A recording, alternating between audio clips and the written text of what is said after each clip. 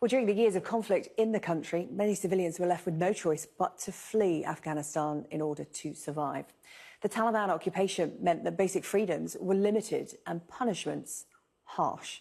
Joining me now is former Afghan family court judge Marzia Babakarkhail, who had to leave Afghanistan back in 2007 after being attacked by a Taliban member. Marzia, good to see you this afternoon. Thank you for joining us here on Sky News. Thank you for having me. Thank you.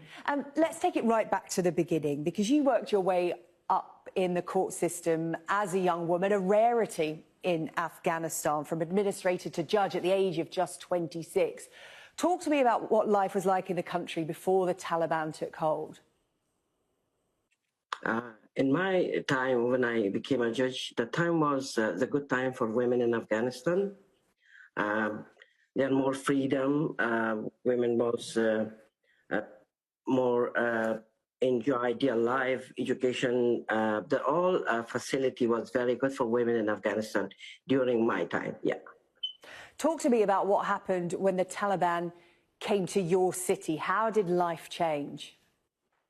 When the Taliban became in power in my city, Pulakhumri, they tried to kill me. They came in my house and they searched my house to find me and shoot me. This was the shocking day for me, for my family, also for my city.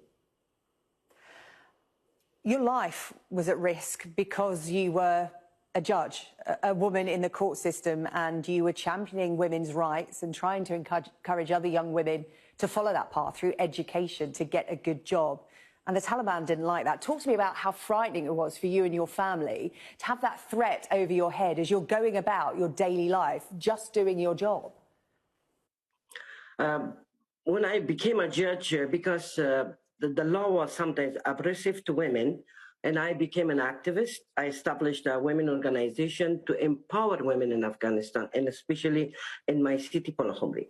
My work was not popular with the Taliban, with some of my society too. So when the Taliban became in power, that was the first time in my life I saw people came in our door with guns. And that was a shocking time, you know, for the family and especially for my mother, because they insulted very badly by the Taliban. I cannot explain how was tough that time when I was hiding in the back door for 4 hours as a young girl. Yeah, Marzia, I mean, you can't put it into words. I can't even comprehend it to even begin to help you find the words of how scary that must have been for you and your family. What did it force you to do? You had to flee your home. When the Taliban left our house and we decided to leave Afghanistan and to go to Pakistan, because we had no choice. We left our Pulakhumri and we went to Pakistan. And your story doesn't stand alone. You know, with other women, other families who were in a similar situation, this was rife. Of course, not just me. A lot of women activists, they sacrificed the same me in Afghanistan. In the past, during in the peace talks, and still a very dark situation in Afghanistan for women's and women's rights.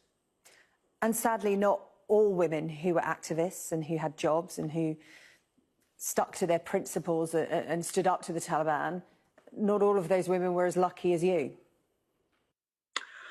I think it's not about just education. When the Taliban was in power, they not just affect the women activists, they affect all women alive in Afghanistan, because they stopped women for all out social door activities. You cannot go alone. You had a lot of rules there, so was difficult for everybody in Afghanistan, especially for women. Marzia, what did the effect of the intervention in your country by the West have? Did life begin to get better? How did it change for women in particular? Sorry, can you repeat again? Yeah, when the West intervened in Afghanistan and came in to stand up against the Taliban, what was the effect on women's lives?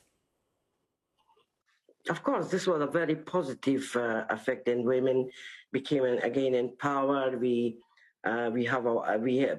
start again to join our work and do our activity, do that thing we want to do, and we achieved a lot in Afghanistan. This was a very positive that time. What do you make today as the US completes the withdrawal of its troops? Are you frightened that there's going to be a huge step back for women in Afghanistan? To be honest, we have a group, it's called Our Voice for Our Future, established by AWN, Afghan Women Network. This morning, I read some of the messages on the group. I lost by really devastated, very upsetting messages from women because they're scared what will happening, what will our future in Afghanistan. It is really frustrating, and it's very upsetting messages from women I read. Do you worry for the future of women in Afghanistan, given, as I said, the withdrawal of US troops, and the UN still has a presence there, but you know, it's a huge symbolic move today?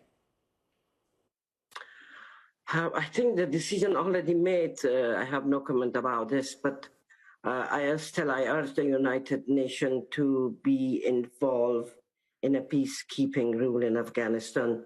Really, we need them. And we need them. And I know that you returned back to your home fairly recently. Do you ever think you'll return? I know you do a lot of work there remotely from your new home in Oldham. Do you think you'll ever return to your home country? I've been to my country in 2019 to see the situation, the movement, and I had a meeting with some of women activists there. And still I have hope to work for my country, for women in my country.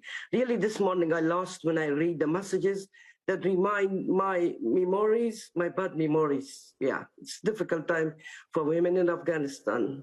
Oh, Marzia, I can see that you're getting emotional. It means so much to you just because you're in Oldham, miles away from your home country. You still care so passionately about what is happening there and what is happening to women. We really appreciate you highlighting that here on Sky News this afternoon. Thank you so much, Marzia. Thank you very much.